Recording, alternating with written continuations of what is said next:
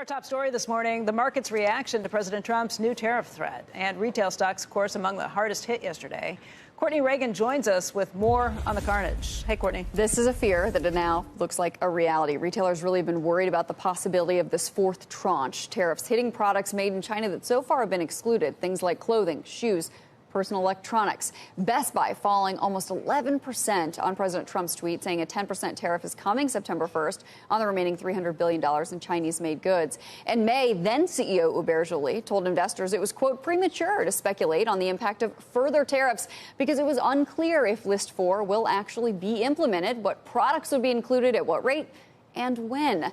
Shoemaker Steve Madden, those shares lost more than 9%. Nearly all of the product it sells in the U.S. is made in China. Gap Inc. has around 22% sourcing exposure to China, but since it sells its own goods, there aren't vendors to help absorb these higher costs.